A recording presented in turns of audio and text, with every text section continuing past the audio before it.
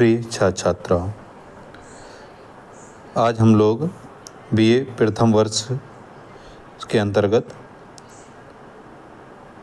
हिंदी साहित्य के द्वितीय प्रश्न पत्र कौन सा द्वितीय प्रश्न पत्र के संदर्भ में हम लोग क्या करेंगे, बात करेंगे। तो देखिए, बहुत स्पष्ट तरीके से आप लोगों को ये समझना होगा कि जो दूसरा प्रश्न पत्र है, द्वितीय प्रश्न पत्र है, वह किस प्रकार का है। यदि हम लोग यहाँ समझने का प्रयास करें तो जो मेजर विषय लिए हैं, तो मेजर 2 मतलब मेजर का दूसरा पेपर जो है आपका क्या होगा, कार्यालयीन हिंदी एवं भाषा कंप्यूटरिंग होगा। नंबर 1 चीज़। नंबर दूसरा चीज़, जो लोग माइनर में क्या लिए हैं, हिंदी विषय लिए हैं, तो माइनर में जो हिंदी साहित्य लिए हैं उन्हें भी कार्यालयीन हिंदी एवं भाषा कंप्यूटरिंग क्या करना होगा, अध्ययन करना होगा। इसके साथ साथ जो छात्र छात्राएँ ओपन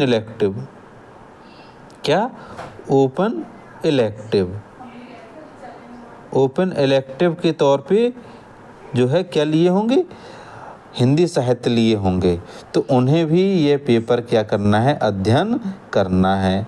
तो आप लोग बहुत स्पष्ट तरीके से समझने का प्रयास कीजिए कि मेजर विषय के अंतर्गत जो लोग हिंदी विषय लिए हैं, हिंदी साहित्य लिए हैं, उनका जो मेजर 2 मतलब दूसरा जो पेपर होगा वह कार्यालयीन हिंदी भाषा कंप्यूटरिंग है। जो लोग माइनर के तौर पर हिंदी साहित्य लिए हैं उनका भी पेपर कार्यालयीन हिंदी भाषा कंप्यूटरिंग है, और साथ ही जो ओपन इलेक्टिव के अंतर्गत जो हिंदी लिए हैं उनका भी पेपर कार्यालयीन हिंदी भाषा कंप्यूटरिंग है। तो मतलब ये जो सिलेबस है वो तीन कक्षाओं के लिए, मतलब बीए प्रथम वर्ष में ही 3 अलग अलग जो श्रृंखलाएं हैं उन सभी के लिए ये महत्वपूर्ण है।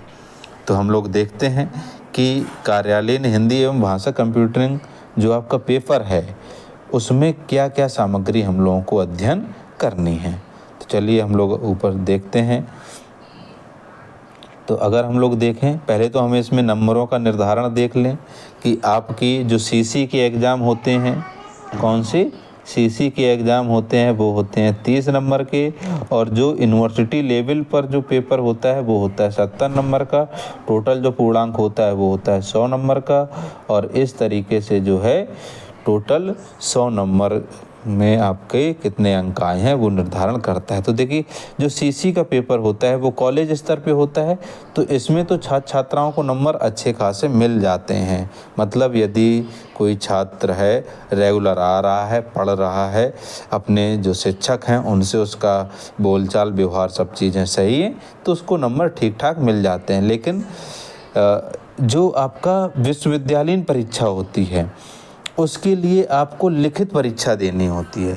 तो लिखित परीक्षा जब देनी होती है तो उसके लिए आपको क्या करना होगा, सिलेबस को पढ़ना होगा, एक यूनिट को समझना होगा, तभी जाकर आप अच्छे अंक ला सकते हैं। तो चलिए हम लोग देखते हैं कि आपके उसमें सिलेबस में क्या क्या चीज़ें जो है दी गई हैं। तो इकाई नंबर 1 के अंतर्गत हम लोग देखें तो इकाई नंबर 1 का जो नाम है वो है कार्यालयीन हिंदी का स्वरूप, उद्देश्य एवं क्षेत्र। तो हम लोगों को इसमें पढ़ना होगा, क्या क्या पढ़ना है, कार्यालयीन हिंदी का स्वरूप एवं उद्देश्य का हम लोग अध्ययन करेंगे। साथ ही कार्यालयीन हिंदी एवं सामान्य हिंदी का आपस में संबंध क्या है और दोनों के बीच में अंतर क्या है। पहले तो हम लोगों को संबंध देखने हैं, फिर उसके अंतर को देखना है, तो इसको हम लोग पढ़ेंगे। फिर इसके बाद कार्यालयीन कार्यकलाप की सामान्य जानकारी की, मतलब कार्यालयीन कार्यकलाप क्या होता है इसकी हम लोग सामान्य जानकारी इसमें पाएंगे। इसके साथ हिंदी के प्रयोजनमूलक संदर्भ, तो प्रयोजनमूलक संबंध के अंतर्गत अगर हम लोग देखें तो हम लोग इसमें समझेंगे कार्यालयीन हिंदी क्या होती है, साहित्यिक हिंदी कौन सी होती है, वाणिज्यिक हिंदी क्या होती है, वैज्ञानिक हिंदी क्या होती है, तकनीकी हिंदी क्या होती है, विधिक एवं कानूनी हिंदी क्या होती है, जनसंचार माध्यम क्या होता है। तो इस तरीके के, मतलब ये आपके हैं 1 2 3 4 5 6 सात तरीके से जो है हम लोगों को हिंदी को समझना होगा कि अलग अलग तरीके से हिंदी के क्या क्या महत्व हैं और क्या क्या इसके अर्थ और परिभाषा हैं, इनको हम लोग समझेंगे। इसके साथ राजभाषा हिंदी की संवैधानिक स्थिति एवं प्रमुख प्रावधान, यह टॉपिक हमेशा जो है बहुत महत्वपूर्ण है। और ये आपका टॉपिक अगर देखा जाए तो जो आपका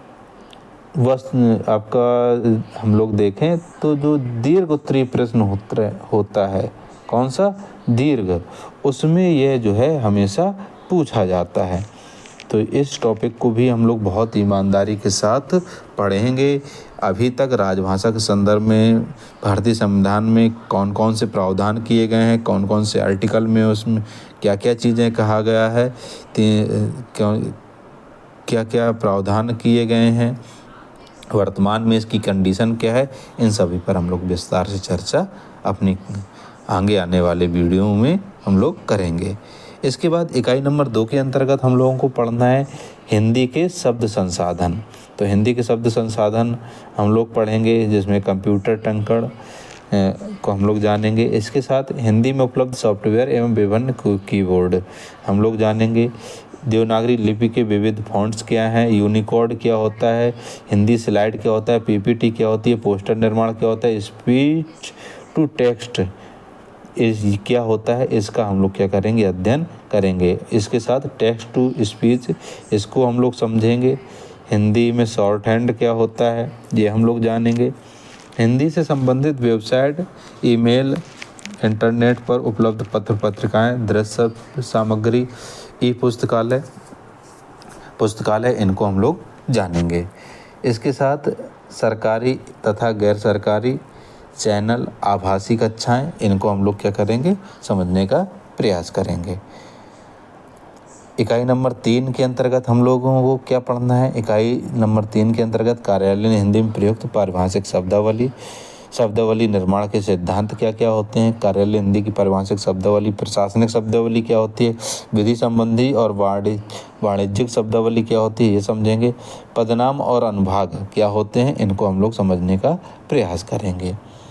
इकाई नंबर 4 ये समझ लीजिए बहुत ही महत्वपूर्ण है। कार्यालयीन हिंदी पत्राचार, आवेदन पत्र क्या होता है, कैसे लिखा जाता है, कौन कौन से बिंदु इसमें महत्वपूर्ण होते हैं, किन किन बिंदुओं का हमें आवेदन पत्र लिखते समय ध्यान रखना चाहिए, इसका हम लोग अध्ययन करेंगे। शासकीय एवं अर्धशासकीय पत्र क्या होता है, इसको हम जानेंगे। इनमें कौन कौन से बिंदु महत्वपूर्ण होते हैं, किन किन चीज़ों का शासकीय अर्धशासकीय पत्र लिखते समय ध्यान रखें, इसको हम लोग पढ़ेंगे। कार्यालयीन आदेश क्या होता है जानेंगे, परिपत्र क्या होता है जानेंगे, अधिसूचना क्या होता है इसको हम लोग जानेंगे। कार्यालयीन ज्ञापन क्या होता है और किन किन चीज़ों का ध्यान रखना चाहिए, इसको हम लोग समझने का प्रयास। विज्ञापन क्या होता है, निविदा क्या होता है, संकल्प क्या होता है, इनको हम लोग क्या करेंगे, समझने का प्रयास करेंगे। इसके साथ प्रेस विज्ञप्ति एवं अन्य कार्यालयीन पत्र, मतलब पत्राचार के बारे में पूरा इस यूनिट के अंतर्गत हम लोग क्या करेंगे, अध्ययन करेंगे।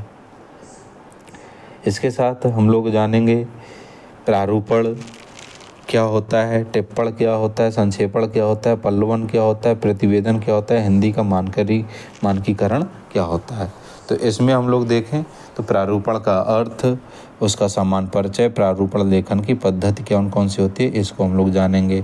टिप्पण का सामान्य अर्थ, सामान्य परिचय, टिप्पण लेखन की पद्धति, टिप्पण और टिप्पणी में अंतर हम लोग जानेंगे। संक्षेपण का अर्थ एवं संक्षेपण पद्धति, पल्लवन का अर्थ, पल्लवन के सिद्धांत, पल्लवन और निबंध लेखन में अंतर, इनको हम लोग जानेंगे। प्रतिवेदन का अर्थ और सामान्य परिचय और प्रयोग, इसको हम लोग क्या करेंगे, समझने का प्रयास करेंगे। तो ये हो गया। फिर अगली यूनिट है, अगली यूनिट के अंतर्गत इकाई नंबर जो 5 है, उसमें हम लोग पढ़ेंगे कंप्यूटर एवं इंटरनेट में हिंदी भाषा एवं देवनागरी लिपि का अनुप्रयोग।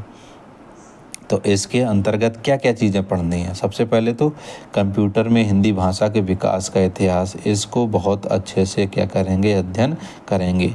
इसलिए अध्ययन करेंगे क्योंकि ये समझ लीजिए कि वर्तमान समय में अधिकतर आप कोई भी परीक्षा दें तो कंप्यूटर से संबंधित प्रश्न जो है क्या होते हैं, पूछे ही जाते हैं।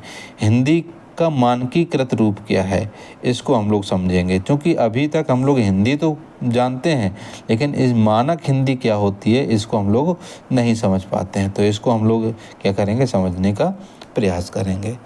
फिर इसके बाद हम लोग देखेंगे ब्लॉगिंग एवं सोशल मीडिया पर हिंदी लेखन कौशल। अब ये समझ लीजिए कि ब्लॉगिंग एवं सोशल मीडिया के माध्यम से वर्तमान समय में लोग हजारों लाखों रुपए कमा रहे हैं। एक से बढ़कर एक लोग क्या हो रहे हैं, फेमस हो रहे हैं। तो हम लोग जानेंगे कि ब्लॉगिंग क्या होती है और सोशल मीडिया में हिंदी लेखन कौशल कैसे प्राप्त करें, कैसे दक्ष हों, जिससे कि हम लोग हिंदी को एक तरीके से हमारे जो जीवन पद्धति है, अपने जीवन चलाने की दिनचर्या का हिस्सा इसको बना लें। मतलब इसके माध्यम से हम धनोपार्जन करने लगें। क्योंकि वर्तमान दौर में कुछ भी हो, आप कितनी भी आदर्शात्मक बातें क्यों ना करें, लेकिन आदर्श आपका रखा का रखा रह जाएगा अगर आप जो है धन मतलब आर्थिक तौर पर सक्षम नहीं है। इसलिए हमें हिंदी साहित्य का अध्ययन या हिंदी साहित्य से संबंधित जो पाठ्यक्रम है उसका अध्ययन इस तरीके से करना है कि वह हमारे व्यवसाय की भाषा बन सके, वह हमारे रोजगार की भाषा बन सके, वह हमारे जीवन को खुशहाल करने की भाषा बन सके। और जीवन खुशहाल कब होगा, जब उस भाषा के माध्यम से हम लोग क्या करेंगे, कुछ ना कुछ अर्न करेंगे, कुछ ना कुछ जो है प्राप्त करेंगे। तो इसलिए हम लोग हिंदी का अध्ययन क्या करेंगे, जो है अच्छी तरीके से करेंगे, जिससे कि हम लोग सभी चीज़ें सीख सकें। इसके बाद और जो बिंदु हैं, अब देखिए हम लोग देखें तो फेसबुक, यूट्यूब और अन्य प्लेटफॉर्म, मतलब कई प्लेटफॉर्म ऐसे हैं सोशल मीडिया के जहां पर आप हिंदी का पठन पाठन करके, हिंदी के बारे में जानकारी उपलब्ध करा के, बेहतरीन हिंदी बोलकर आप जो है अच्छा खासा रुपए कमा सकते हैं। इसके साथ अगला जो बिंदु है वो है ई गवर्नेंस। तो ई गवर्नेंस क्या है, इसको हम लोग जानेंगे।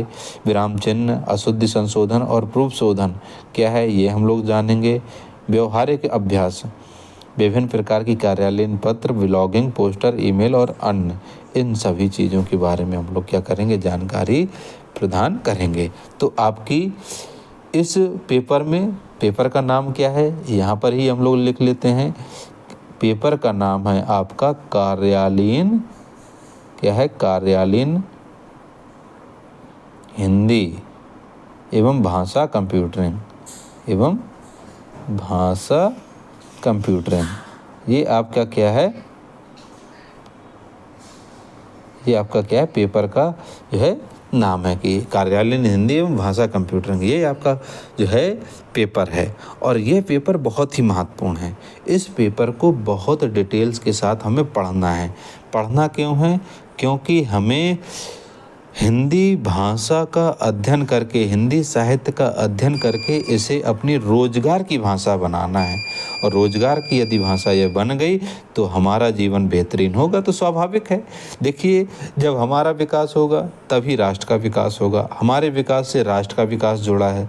यदि हम ही भूखे सो रहे हैं तो राष्ट्र में एक व्यक्ति, अगर हम भूखे हैं तो भले सब लोगों को रोटी मिलने लगे, लेकिन अगर हम भूखे हैं तो ये राष्ट्र की जब बात होगी तो कहा जाएगा कि एक व्यक्ति वो भूखा है। इसलिए हम सुधरेंगे जग सुधरेगा, हम बदलेंगे जग बदलेगा। इसी संकल्प को लेकर हम लोग क्या करेंगे, आगे चलेंगे। इसके साथ इसमें जो अगर हम देखें तो आपके संदर्भ ग्रंथ जो है इसमें दिए गए हैं। आप लोग चाहें तो इन पुस्तकों को खरीद कर इनके माध्यम से भी अध्ययन आप कर सकते हैं। वैसे तो मैं आपके इसी YouTube चैनल पर, जहाँ पर आप ये वीडियो देख रहे हैं, इसी में एक एक टॉपिक को लेकर जो है एक एक वीडियो डालूंगा। सभी टॉपिक को पूरी तरह ईमानदारी से कंप्लीट करने का जो है प्रयास करूंगा। आप लोग उन वीडियो को देखकर भी जो है अपनी अध्ययन सामग्री अच्छे से कर सकते हैं। तो हम लोग इसका जो है क्या करेंगे, अध्ययन करेंगे। तो हम लोग इसमें देख लें, ये कई जो है सामग्री दी गई हैं। तो इस तरीके से हम लोगों ने आपका जो BA प्रथम वर्ष में हिंदी साहित्य का जो दूसरा पेपर है उसका पाठ्यक्रम के बारे में यहाँ पर जानकारी प्राप्त की। आपको वीडियो कैसा लगा आप लोग जो है ज़रूर कमेंट्स बॉक्स में लिखकर ज़रूर बताएं। साथ ही चैनल को लाइक एवं सब्सक्राइब अवश्य करें और अपने दोस्तों को शेयर करें। बहुत बहुत धन्यवाद।